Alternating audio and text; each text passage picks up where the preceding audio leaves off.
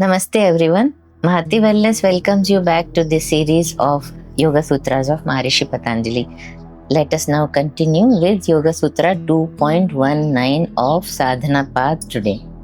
In the previous Sutra 2.18, Maharishi Patanjali explained the nature and purpose of the scene, Prakriti, and clarified that it exists for both experience and liberation.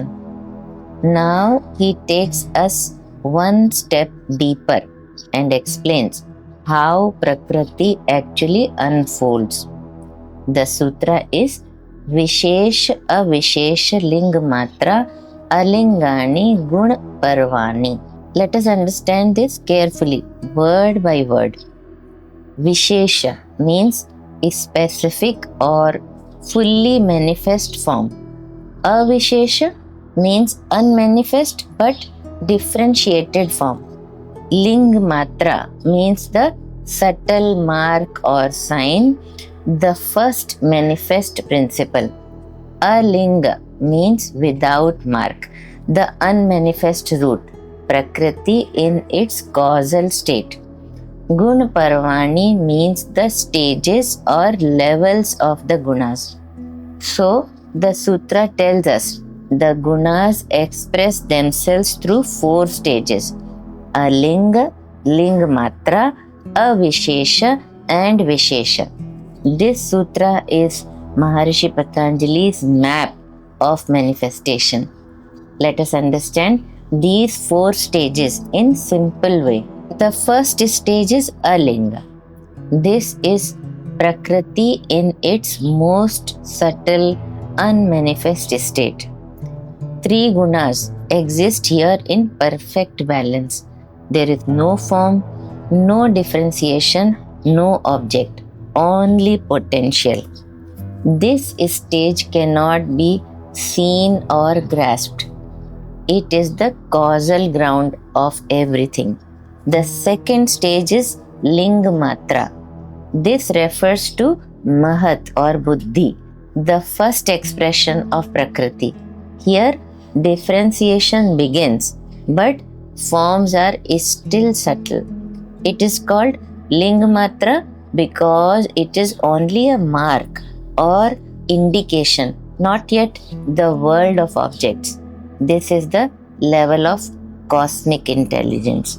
The third stage is Avishesha. Here, differentiation becomes clearer, but is still not fully tangible. This includes principles such as 5 subtle elements, that is, Tanmatras and ego. The second stage is Ling Matra.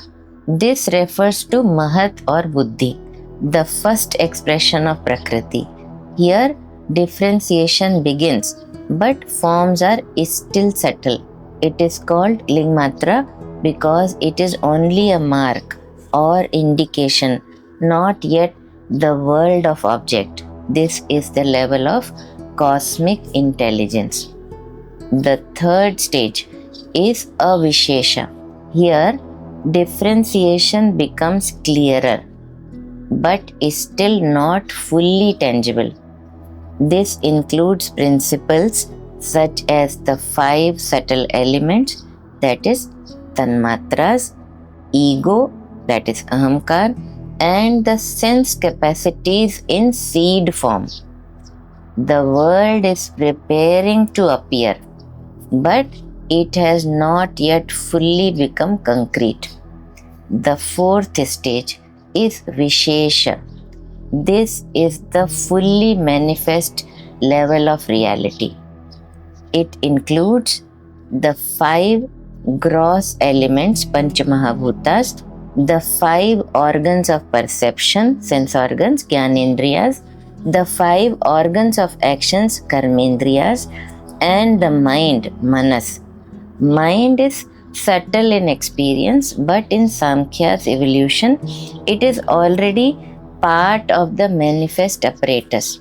This is differentiated world we usually call reality. Now comes the most important insight of this sutra. what we experience as the solid external world is only the last stage of a much deeper process. Behind the visible lies the subtle. Behind the subtle lies the causal, and behind all of it lies Prakriti moving through gunas. This understanding changes how we relate to life. Here is the philosophical insight of Yoga Sutra 2.19. Bondage happens when we mistake the last stage for the whole truth. When awareness is stuck only at the level of Vishesha, objects, events, and experiences, life feels heavy and binding. When we understand the entire movement of the gunas, attachment begins. But when we understand the entire movement of the gunas, detachment begins naturally. We stop taking appearances as ultimate reality. As the practical reflection, observe this gently. When something disturbs you, ask, am I reacting only to the surface form, or is there a deeper movement at play here? This shift from surface to source is the beginning of yogic insight. Yoga trains the mind to move backward from gross to subtle, from subtle to causal. Yoga Sutra 2.19 teaches us that the world is not a fixed object, it's a process. Understanding this process loosens attachment, reduces suffering, and prepares the mind for liberation. In the next Sutra 2.20, Maharishi Patanjali turns our attention back to the seer itself, Purusha, completing the seer-seen framework. Thank you for staying with this depth. Namaste.